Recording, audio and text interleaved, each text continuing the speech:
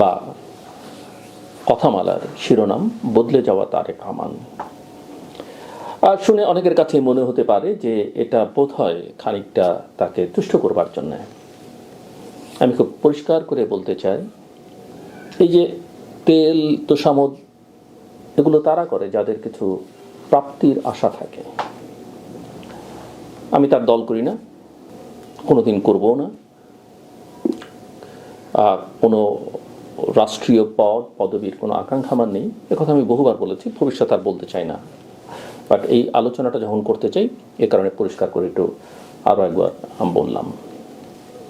আমার কাছে তাকে নিয়ে এই যে আমি মাঝে মধ্যে কথা বলছি, এটা অত্যন্ত গুরুত্বপূর্ণ এই কারণে, এই মুহূর্তে বাংলাদেশে তার যে ক্যারিশমা, তার যে জনসমর্থন, তার যে সাংগঠনিক সমর্থন, অর্থাৎ একটা দল তাকে সমর্থন করছে, এর ধারে কাছে বাংলাদেশে কেউ নেই। বাংলাদেশকে নেতৃত্ব দেয়া দল তো বটেই, আমি বরাবরই বলেছি যে তাকে দলের ঊর্ধ্বে উঠতে হবে। দেশ এবং আমি চাইব বাংলাদেশের যে কোনো নেতা এবং যিনি রাষ্ট্র পরিচালনা করবেন তিনি দেশের গণ্ডি পেরিয়ে নিজের একটা অবস্থান রাখবেন। দক্ষিণ এশিয়া তো বটেই, আমি চাইব যে গ্লোবাল প্ল্যাটফর্মে তিনি একটা অবস্থান রাখুক। এই চাওয়াটা তার জন্যে নয়, এই চাওয়াটা দেশের জন্যে। এখন আমি আকাশ কুসুম অলিক কল্পনা করলে তো হবে না। আমি যদি মনে করি যে না, আমাকে আজকে শেখ হাসিনাকে প্রতিষ্ঠিত করতে হবে আরও একবার, বা তার দলের এই মুহূর্তে যেখানে তার দলই ক্রিয়াশীল নয়, কিংবা অন্য যে কোনো দল, যে কোনো দলের নাম করতে পারি, ইভেন জামায়াত ইসলামী, এনসিপি, এগুলো এক ধরনের বাগাড়ম্ব হবে। আজকের বাস্তবতায় যে কটি রাজনৈতিক দল বাংলাদেশে ক্রিয়াশীল আছে, এমনকি যার কার্যক্রম স্থগিত, এমনকি যে বিএনপির সংখ্যা এখন প্রবল প্রতিদ্বন্দ্বিতায়, সকল দলের ভবিষ্যৎ, বাংলাদেশের পলিটিক্যাল ল্যান্ডস্কেপ, সকল দলের রাজনীতি, বাংলাদেশের গণতান্ত্রিক প্রক্রিয়া, বাংলাদেশের উন্নয়ন, এর সিংহভাগ চোখ বন্ধ করে যে কোনো মানুষ বলবেন, ভালোবাসুন আর না বসুন, বিশ্বাস করুন আর না করুন, সেটা তারেক রহমানের উপর নির্ভরশীল। যে লিগ্যাসি তিনি বহন করছেন বাবা এবং মায়ের সূত্র ধরে, প্রেসিডেন্ট জিয়াউর রহমান কেউ প্রধানমন্ত্রী খালেদা জিয়ার সূত্র ধরে, এই লিগ্যাসি বাংলাদেশে কেউ বহন করে না। তার বাবা যে সময় মারা গেছেন, দল মত নির্বিশেষে মানুষের যে শ্রদ্ধা পেয়েছেন, নিশ্চয়ই তার শাসনামল নিয়ে বিতর্ক ছিল, নিশ্চয়ই বেগম খালেদা জিয়ার শাসনামল নিয়ে অনেক রকমের প্রশ্ন আছে, বিতর্ক আছে। কেউ কেউ গ্রেনেড হামলার কথা বলবেন, কেউ কেউ 10 ট্রাক অস্ত্র বাংলাদেশের ভূখণ্ড ব্যবহার করে এক দেশ থেকে আরেক দেশে নিয়ে যাওয়ার আলোচনা করতে পারেন, অনেক কিছু করতে পারেন। কিন্তু দিন শেষে সাধারণ মানুষ, বাংলাদেশের মানুষকে তারা কতখানি সন্তুষ্ট করতে পেরেছেন তার প্রমাণ 81 সালে প্রেসিডেন্ট জিয়াউর রহমান যখন মারা যান, জনসংখ্যার কনটেক্সটে বাংলাদেশের ইতিহাসে তার বিদায়টা ছিল স্মরণ করবার মতো। জানা যায় যে মানুষ হচ্ছে অতীতে এবং তারপরে বেগম জিয়ার আগ পর্যন্ত কারো জানা যাওয়া তো মানুষ হয়নি, যে যেভাবেই বলুন না কেন, আপনি যদি আনুপাতিক হারে বিবেচনা করেন। জিয়াউর রহমান তার শাসনামল নিয়ে অনেক রকমের প্রশ্ন আছে, আমরাও তুলতে পারি, কিন্তু একজন এবং যে কোনো রাজনীতিক, যে কোনো রাষ্ট্রনায়ক, সরকার প্রধান, তাদের নিয়ে আলোচনা হবেই, বিতর্ক থাকবে ইতিহাসে, স্বাভাবিক। তারা যে সব ভালো করেন, বেগম জিয়াও যে সব ভালো করতে পেরেছেন এমনটা নয়। কিন্তু দিন শেষে আমরা কি দেখলাম? আমরা দেখলাম যে বেগম জিয়ার বিদায়টা পৃথিবীর ইতিহাসে বললে অত্যুক্তি হবে না, যেরকম ঐতিহাসিক বিদায় খুব কম হয়েছে। স্মরণ থাকবার কথা, 81 সালে যখন জিয়াউর রহমান মারা যান, তারপরে সংসদে দাঁড়িয়ে আওয়ামী লীগ সহ সকল দল তার পক্ষে কথা বলেছে, তার হত্যাকাণ্ডের নিন্দা করেছে এবং তার যে গুণগান সেটাও তারা করেছে। একই অবস্থা বাংলাদেশে বেগম জিয়ার ক্ষেত্রে এই মুহূর্তে যেটা সাম্প্রতিক ঘটল 30 ডিসেম্বর তার প্রয়াণের পরে, একই রকম। এখন তারা ইতিহাসের অংশ, এখন ওই দুজন ইতিহাসের অংশ। এখন আলোচনা হচ্ছে ভবিষ্যৎ তারেক রহমানকে নিয়ে। ভবিষ্যৎই বা বলি কেন, তিনি এখন বর্তমানও। তারেক রহমান খুব অল্প বয়সে রাজনৈতিক প্রক্রিয়ার মধ্যে যুক্ত হয়েছেন। যেহেতু রাজনীতিক, তাকে নিয়েও যথেষ্ট সমালোচনা আছে, পক্ষে বিপক্ষে, যৌক্তিক অযৌক্তিক, হয়তো অনেক রকমের বিতর্ক আলোচনা আছে। আমরা তো বাংলাদেশের গণমাধ্যম থেকে এখন প্রায়ই দেখতে পাই, আগে যারা অনেক কথাবার্তা তাকে নিয়ে বলেছেন তারা এখন অন্যরকম কথা বলছেন। এটা অনেকে হয়তো মনে করতে পারেন যে এরা সুর বদলে ফেলেছে বা বিএনপিকে বা তারেক রহমানকে প্রধানমন্ত্রী হিসেবে দেখছে। সকলের ক্ষেত্রে এটা প্রযোজ্য নয়, কারো কারো ক্ষেত্রে হয়তো প্রযোজ্য হতে পারে। এগুলো বাদ বিচার করবার অনেক প্রক্রিয়া আছে, আমরা করতে পারি। কিন্তু যে কথা আমি বহুবার বলেছি যে আমাদের সামনে এখন কোনো অপশন নেই। এবং তারেক রহমানের বয়স প্রায় 17 বছর যুক্তরাজ্যে থাকা, যে গণতন্ত্র আমরা চর্চা করি বলি, সেই গণতন্ত্রের আবহাওয়ায় মাটিতে থাকা, আমার ধারণা তাকে অনেকখানি বদলে দিয়েছে। পছন্দ করি আর না করি আমরা, নিঃসন্দেহে তিনি যে জায়গাটিতে ছিলেন তাকে আমাদের ফলো করতে হয়েছে, এবং সেখানে তার বেশ কিছু গত কয়েক বছরে তার বক্তৃতা যত পরিশীলিত হয়েছে, বিভিন্ন তার প্রতিপক্ষ যেভাবে তাকে ছোট করবার চেষ্টা করেছে তার বিপরীতে দাঁড়িয়ে, সাম্প্রতিককালে দেশে আসা আগে পরে আমরা যা দেখলাম, সব মিলিয়ে তিনি এখন পর্যন্ত আশা জাগাচ্ছেন। এবং আমরা সমাজের বিভিন্ন মহল, নাগরিক সমাজ, বিভিন্ন রাজনৈতিক দল, গণমাধ্যমের কাছ থেকে সেই একই কথা শুনতে পাই। এর কোথাও কোথাও হয়তো তেল থাকতে পারে, কিন্তু বাস্তবতা হচ্ছে যে তিনি অনেক বদলে গেছেন। ছোট ছোট কতগুলো উদাহরণ, এই যে সমাবেশ স্থলে দাঁড়িয়ে তিনি বক্তৃতা করলেন 16 মিনিটের মতো, যারা তাকে নিপীড়ন নির্যাতন করেছেন সেই দল, ব্যক্তি, সরকার প্রধান কারো নাম কিন্তু তিনি উচ্চারণ করেননি।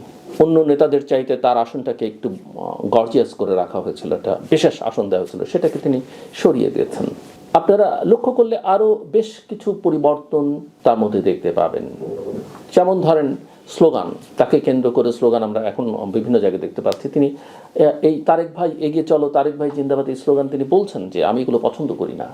যে রাজনীতিতে যে পায়, রাজনীতি সম্মানের পেশা, আর সম্মান যদি আপনি অন্যকে না করতে পারেন, আপনি দলের নেতা কর্মীদের যদি প্রকৃত সম্মান না দেন, আপনি নিজের সম্মান পাবেন না। এই যে যুব ক্রীড়া প্রতিমন্ত্রী হয়ে ওবায়দুল কাদের ঢাকা বিমানবন্দরে তৎকালীন প্রধানমন্ত্রী শেখ হাসিনাকে পায়ে ধরে সালাম করে, যে পায়ে ধরে সালামের সংস্কৃতি চালু করেছিলেন, সেখান থেকে বাংলাদেশে বেরোতে পারেনি। তবে আমরা সম্প্রতি দেখলাম যে অত্যন্ত গুরুত্বপূর্ণ একাধিক নেতা যারা জাতীয় সংসদ নির্বাচনে প্রার্থীও, তারা তাকে পায়ে ধরে সালাম করতে গেছেন। বয়স পজিশন মিলিয়ে সালাম করতেই পারেন, কিন্তু আমরা যে দেখলাম যে ছবি কথা বলে, তাতে দেখলাম যে তিনি এটা পছন্দ করেননি, একেবারেই পছন্দ করেন, বরং অনেক বিরক্ত হয়েছেন। আমি মনে করি এগুলো আসার জায়গা, অত্যন্ত আসার জায়গা। এই যে তিনি বলছেন যে তার কিছু পরিকল্পনা আছে, আমরা জানি যে পলিসি নিয়ে তিনি কাজ করছেন। নিঃসন্দেহে অতীত ঘাটাঘাটি করে, অতীতের চর্চা করে, ব্যক্তিগত সমালোচনা করে, নিন্দা করে, ব্লেম গেম খেলে এই রাজনীতি থেকে বাংলাদেশকে বের হতে হবে। নানা পলিসি ইস্যুজ নিয়ে রাজনৈতিক দলগুলোর মধ্যে বিতর্ক হতে পারে, এবং সেই জায়গাটা তিনি তৈরি করবার চেষ্টা করেছেন। তার একটা বড় সংকট আছে, তার লোকবল, এই কাজগুলো করবার লোকবলের অভাব আছে। আমার মনে হয় যে তিনি সেটাও বুঝতে পারেন, অনুধাবন করতে পারেন। সরকার চালাবার লোক, সংসদে ভালো লোক, ডিবেট করবার মতো, নীতি প্রণয়ন করবার মতো লোকের যথেষ্ট অভাব আছে। তিনি বাইরে থাকা কিছু জ্ঞানী গুণীকে যুক্ত করবার চেষ্টা করেছেন, সেটা একটা ইতিবাচক দিক। কিন্তু মাথায় রাখতে হবে যে এই জ্ঞানী গুণীদের কাজে ব্যবহার করাটা অত্যন্ত জরুরি। একই সঙ্গে পলিটিক্সটা সাধারণ মানুষের সঙ্গে সম্পর্কিত, সো সাধারণ মানুষের সঙ্গে একটা সম্পর্ক যারা রাখেন তাদেরকেও কিভাবে তৈরি করা যায়, এম্পাওয়ার করা যায়, সেই দিকটা থেকে নজর দিতে হবে। পার্সোনাল স্টাফটা খুব গুরুত্বপূর্ণ, সেটা আমরা জানি, কিন্তু রাজনীতি এবং পার্সোনাল স্টাফদের কীভাবে আলাদা করে রাখা যাবে। আমরা জানি যে তার ব্যক্তিগত জীবনে দুর্দিনে অনেকেই পাশে দাঁড়িয়েছিলেন সাধারণ মানুষ, যেমন বেগম জিয়ার জন্যে ফাতেমার কথা আমরা উল্লেখ করতে পারি। এরকম অনেকে থাকবে, তাদেরকে নানাভাবে অনেক সময় রিওয়ার্ড দেওয়াও যায় না, সেটাও আমরা বুঝি। কিন্তু সবাইকে রাজনৈতিক আবহর মধ্যে বা চিত্রে নিয়ে আসাটা কল্যাণকর হবে না, এটা মাথায় রাখতে হবে। সাম্প্রতিককালে বেগম জিয়ার ফিউনারেলে বিভিন্ন দেশের প্রতিনিধিরা এসেছিলেন, পররাষ্ট্রমন্ত্রী, স্পিকার, মন্ত্রী। এদের মধ্যে সবচেয়ে বেশি আলোচনা হয়েছে ভারতীয় পররাষ্ট্রমন্ত্রী জয়শঙ্করের আশা নিয়ে। অনেকে বিএনপি, তারেক রহমান ভারতের সঙ্গে সমঝোতা করে বাংলাদেশে এসেছেন, নরেন্দ্র মোদী টুইট করছেন, নরেন্দ্র মোদীর শোক বার্তা জয়শঙ্কর নিয়ে এসেছেন, এগুলো নিয়ে অনেক কথাবার্তা হচ্ছে, এবং বাংলাদেশের সঙ্গে ভারতের সম্পর্কেও যখন খুবই টানাপোড়েনের মধ্যে আছে। কিন্তু এখানে বার্তাটা খুব পরিষ্কার, আবেগ দিয়ে অনেক কিছু করা সম্ভব, আবেগ দিয়ে রাষ্ট্র চালানো যায় না, যেটা তারেক রহমান বুঝতে পেরেছেন, ভারতও বুঝতে পেরেছে। যেখানে সরকার প্রধান নিজেই একটা দেশের বিরুদ্ধে ক্রমাগত কথা বলেন, সেখানে সম্পর্কের উন্নয়ন ঘটানো ডিফিকাল্ট। বাট ভারতের প্রতি আমাদের অনেক অসন্তোষ আছে, ভারতের সঙ্গে আমাদের অনেক সমস্যা আছে, সেগুলো সমাধান হয়নি, ভারতীয়রা করেনি। ভারতীয়রা করবে কীভাবে? আপনি যদি মাথা বিক্রি করে দেন বা নিজের স্বার্থে সম্পর্কটা দেখার চেষ্টা করেন। আমি মনে করি এই জায়গায় তারেক রহমান অত্যন্ত সুবিবেচনা প্রসূতভাবে যেটুকু ভারতের সঙ্গে সমঝোতা করা দরকার সেটুকু করবেন, বাংলাদেশের স্বার্থে তিনি কথা বলবেন এবং বলছেন। এবং ভারতও বুঝতে পেরেছে তাকে আসলে দীর্ঘদিন এইভাবে বাংলাদেশের মতো একটা প্রতিবেশীর সঙ্গে ঠোকাঠুকি করে চলবে না। এখানে মান অভিমানের কোনো সুযোগ নেই। তো তাদের এনগেজ করতে হবে, এবং আওয়ামী লীগের উপর তাদের যে ভরসা, সেখানে একটা ঐতিহাসিক সম্পর্ক নিশ্চয়ই আছে, থাকতে পারে।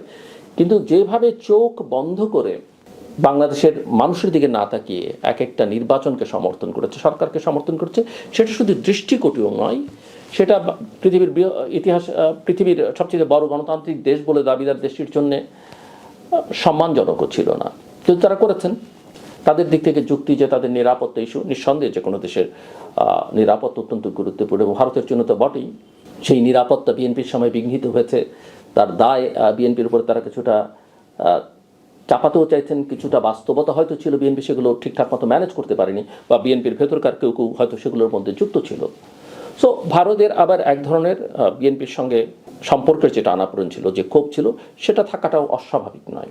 কিন্তু এটাও মাথায় রাখতে হবে যে বেগম জিয়া বিএনপি চেয়ারপারসনকে বিরোধী দলে থাকাকালীন কিন্তু ভারত যথেষ্ট পরিমাণে সম্মান দিয়েছে। এই সম্মান দেওয়ার মানে এই না যে বেগম জিয়া বাংলাদেশকে ভারতের কাছে বিক্রি করে দিয়েছেন, এর মানে এই না যে তারেক রহমান সেটা করে দিবেন। দেশটা চালাতে হলে ভারতের সঙ্গে একটা সম্পর্ক রাখতে হবে, পাকিস্তান অন্যান্য দেশের সঙ্গে রাখতে হবে।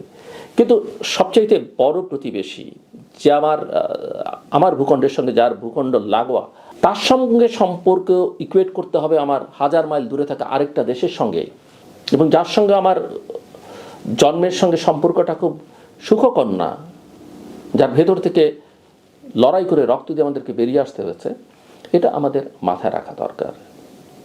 আমি মনে করি নিঃসন্দেহে ভারতের সঙ্গে, চীনের সঙ্গে, যুক্তরাষ্ট্রের সঙ্গে এবং অন্যান্য দেশের সঙ্গে বাংলাদেশের স্বার্থ রক্ষা করে তারেক রহমান চলতে পারবেন, এটা আমি বিশ্বাস করি। এবং সব কথার মূল কথা, আজকে একটা আলোচনা আমি দেখি, ইতিমধ্যেই জামাত নেতৃবৃন্দ তার সঙ্গে দেখা করেছেন, শিবিরের নেতৃবৃন্দ, টাকসুর নেতৃবৃন্দ তার সঙ্গে দেখা করেছেন। তারা একটা জাতীয় সরকার করতে হবে, সবাই মিলে কাজটা করতে হবে।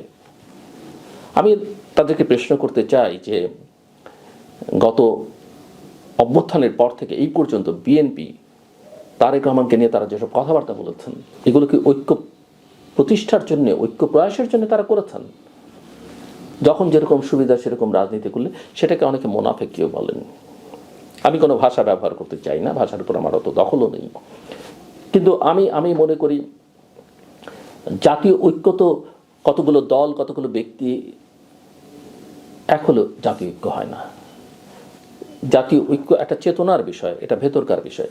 এবং তারেক রহমানকে কতজনকে কতটা দল থেকে মন্ত্রী বানালেন, কতজনকে এমপি বানালেন, তার চাইতে বড় কথা আগামী দিনে আমাদের অতীত খুব ভালো নয়, অতীতে অনেক রকমের সমস্যা আছে। জামাতকে নিয়ে প্রশ্ন তুলবেন কেউ, বিএনপিকে নিয়ে কেউ প্রশ্ন তুলবেন, জাতীয় পার্টিকে নিয়ে কেউ প্রশ্ন তুলবেন, আওয়ামী লীগকে কেউ নিয়ে কেউ প্রশ্ন তুলবেন। কিন্তু এই দলগুলোর প্রত্যেকেরই সমর্থন বাংলাদেশে আছে, কম আর বেশি মাত্রায় হয়তো অনেক পার্থক্য থাকতে পারে, কিন্তু এদের সমর্থকদের বাদ দিয়ে বাংলাদেশ হবে না।